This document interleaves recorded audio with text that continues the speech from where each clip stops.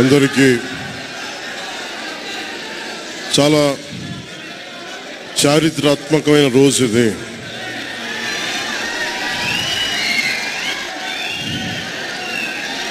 చాలా కొంచెం నిశ్శబ్దం పాటించండి దయచేసి నిశ్శబ్దాన్ని పాటించండి అంత దయచేసి. నిల్చున్నాను దయచేసి కూర్చోండి, మీరు వీడియోలు తీయకండి ప్లీజ్. దయచేసి కూర్చోండి, ఏదో ఒకటి చేయండి, మీరు కూర్చోవాలి, ఏదో ఒకటి చేయండి. చాలా ఆంధ్రప్రదేశ్ 5 కోట్ల మంది ప్రజలు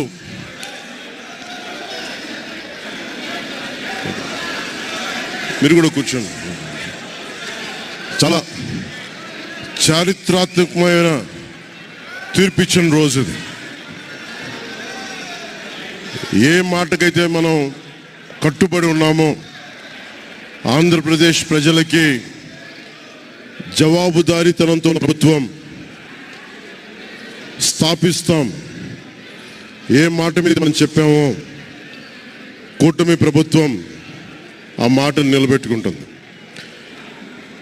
ఈరోజు మీ అందరికీ జనసేన పార్టీ ఆఫీస్ కేంద్ర కార్యాలయం నుంచి, ఈ వేదిక నుంచి ఒకటే చెప్తా ఉన్నాను మీ అందరికీ, వైసీపీ వైఎస్ జగన్ గారు కానీ వారు మన వ్యక్తిగతంగా నాకు శత్రువులు కాదు. ప్రజాస్వామ్యానికి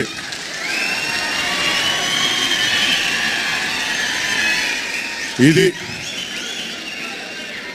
ఓడిపోయారు కదా అని చెప్పి జనసేన నాయకులుగా గుర్తుపెట్టుకోవాల్సింది. ఇది కక్ష సాధింపు సమయాలు కాదు, 5 కోట్ల మంది ప్రజల కోసం పనిచేసే సమయం ఇది. 5 కోట్ల మంది పైచులకు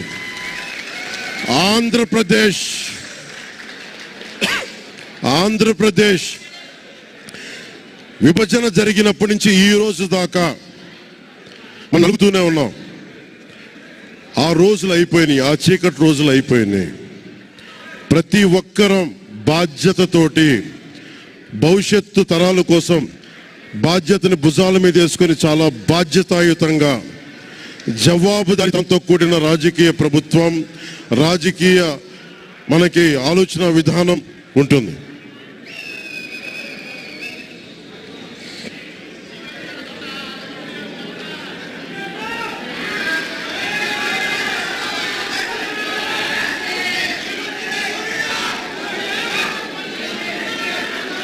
నేను ఆలోచిస్తూ ఉన్నాను ఒక క్షణం, ఏం మాట్లాడాలి ఈరోజు అని. ఒక నిమిషం, ఏం మాట్లాడాలి ఈరోజు అని అనుకుంటా ఉన్నాను. నా జీవితంలో ఎప్పటిదాకా విజయం తెలియదు నాకు.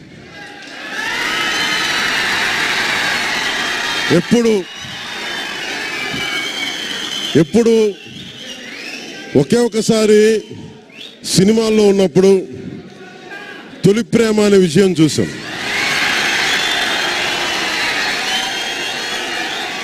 ఆ తర్వాత నాకెవ్వరు నేను విజయం సాధించానని కానీ డబ్బులు వచ్చినాయని కానీ ఏ ఒక్క సినిమా విజయం చెప్పలే నాకు. నా జీవితం అంతా ఎప్పుడు కూడా దెబ్బలు తింటానో, మాటలు పడతానో, తిట్టించుకుంటానో. నేను ఎంత ఎదిగా నాకే తెలియదు. మీ గుండెల్లో ఈ రోజు నన్ను తీసుకొచ్చి 21 గెలిచే వరకు నాకే తెలియదు.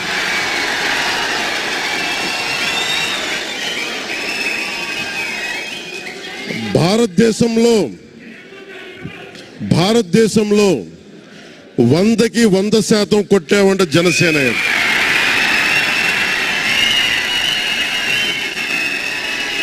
నూటికి 100.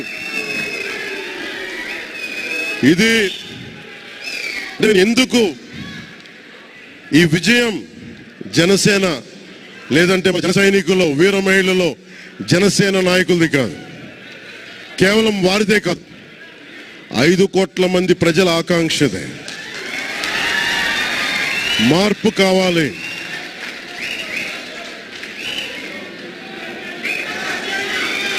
మార్పు కావాలి, పాలన మారాలి. ఇవన్నీ చాలా మంది కోట్లాది మంది ప్రజల ఆకాంక్ష. ఈరోజు ప్రజల తీర్పు. బాబు మీరు ఇద్దరు కూర్చోవాలమ్మా దయచేసి. నువ్వు పక్కకు వచ్చామా, నువ్వు పక్కకు రా, నువ్వు కొంచెం ముందుకన్నారా, మీరు కొంచెం ముందుకు రండి అమ్మా, మీ ఒక అడుగులు ముందుకు రండి. మీరు కొంచెం ఇబ్బంది పడతాను, దయచేసి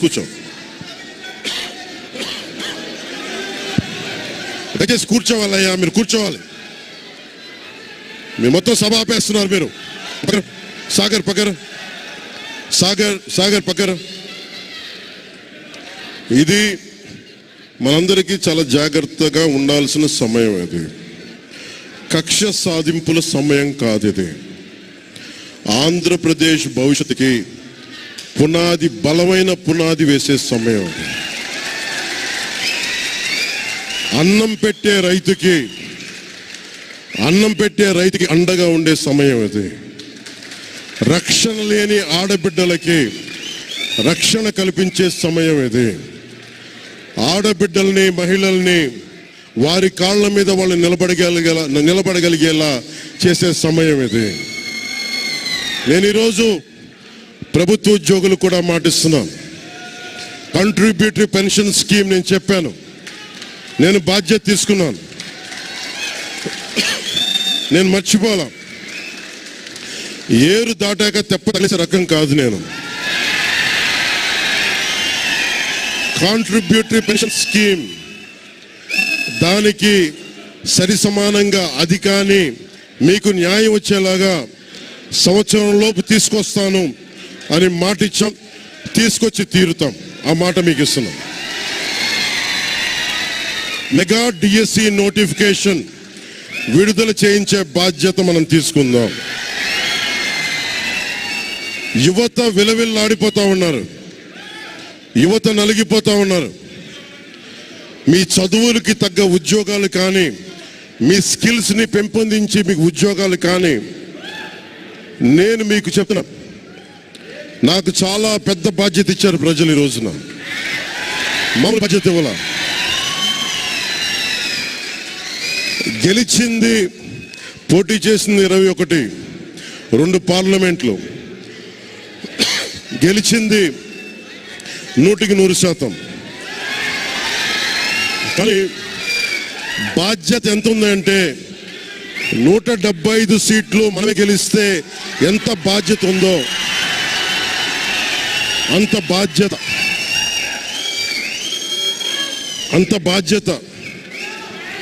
బాధ్యతతో మేము పనిచేస్తాం. యువత నలిగిపోయి నేను మర్చిపోలేదు. ఆడబిడ్డలు ఇబ్బంది పడిపోయారు, మేము మర్చిపోలే. సగటు మధ్యతరగతి మనుషులు నలిగిపోయారు. రోడ్లు వెయ్యేలా గుంతలు వేశారు, అరాచకం చేశారు. అవన్నీ శాంతి భద్రతలు చాలా చాలా బలంగా ఉంటాయి, మీకు నేను మాటిస్తున్నాను. అతి తక్కువ వ్యవస్థల్లో రాజకీయ ప్రమేయం చాలా తక్కువ ఉండేలాగా, అధికారుల్ని వారి పని చేసుకునేలాగా ఈ ప్రభుత్వం ఉంటుంది, కూటమి ప్రభుత్వం ఉంటుంది. రైతుకి కష్టం వస్తే హక్కును చేర్చుకునే ప్రభుత్వం తప్ప తిరస్కారంగా చిన్నచూపు చేసే ప్రభుత్వం అవ్వదు మనకి ఈ కూటమి ప్రభుత్వం.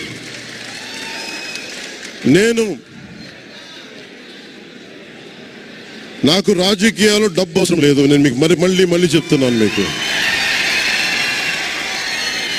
నేను డబ్బుల కోసం, పేరు కోసం రాజకీయాల్లోకి రాలేదు. మీలా నలిగిపోతారు చూస్తారా ప్రతి ఒక్కళ్ళు. సగటు మనిషి మాకు ఎవడు ఉండే ఒక సగటు మనిషి అనుకుంటాడు.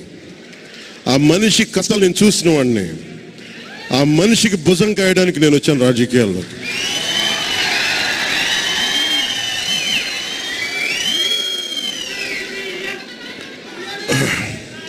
ఎక్కడికి ఓడిపోయాను 2019లో ఓడిపోతే నా మానసిక స్థితి ఎలా ఉందో ఆ రోజున ఈరోజు గెలిచినప్పుడు కూడా నా మానసిక స్థితి అలాగే ఉంది, అంతే ధైర్యంతో ఉన్నా. గెలుపు నాకు బాధ్యత ఇచ్చింది కానీ అహంకారం ఇవ్వలేదు, రాదు. ఇంకా భయం వేసింది. అందరూ నాకు శుభాకాంక్షలు తెలియజేస్తూ ఉంటే నాకు భయం వేసింది. ఎందుకంటే ఇల్లు అలకగానే పండగ కాదు ఇది.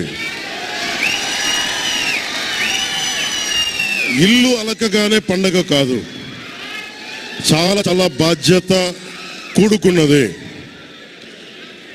భీమవరం, గాజువాక 2 చోట్ల ఓడిపోయినప్పుడు ఈ రోజున ఇంతమంది ఉన్నారు. ఈ రోజున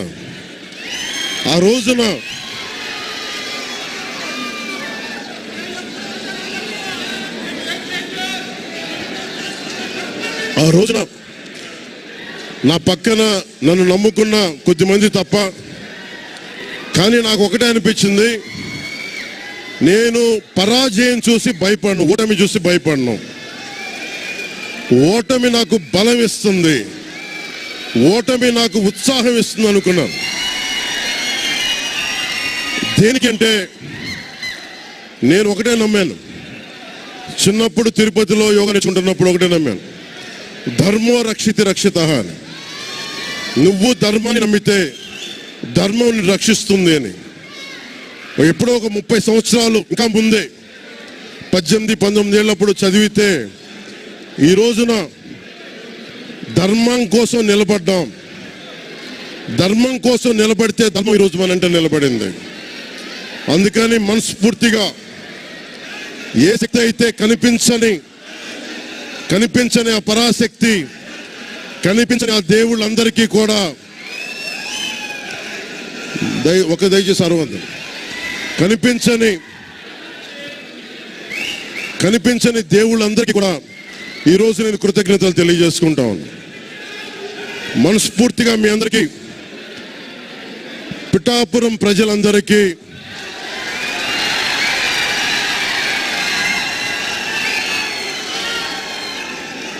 మీరు పిఠాపురం పురజనులకి, పెద్దలకి, ఆడపడుచులకి, అక్క చెల్లెలకి, యువతులకి, కథం తొక్కిన యువతకి, కథం తొక్కిన జన సైనికులకి, జనసేన నాయకులకి, తెలుగుదేశం నాయకులకి, తెలుగుదేశం శ్రేణులకి, తెలుగుదేశం నాయకులు వర్మ గారికి, వారందరికీ కూడా నా ప్రత్యేక కృతజ్ఞతలు తెలియజేసుకుంటా ఉన్నాను. మీరు పిఠాపురంలో పవన్ కళ్యాణ్ గెలిపించలేదు, కేవలం పిఠాపురం ప్రజలు పవన్ కళ్యాణ్ ఒక్కడిని గెలిపించలేదు, 5 కోట్ల మంది ప్రజల్ని గెలిపించారు. మీరు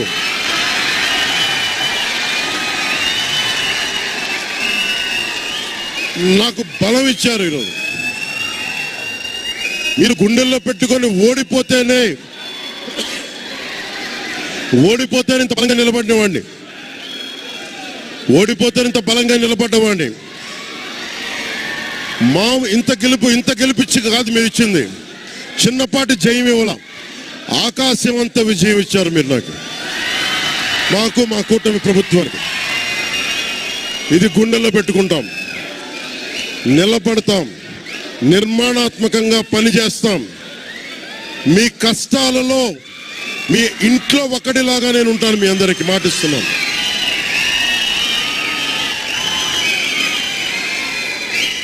మీ ఇంట్లో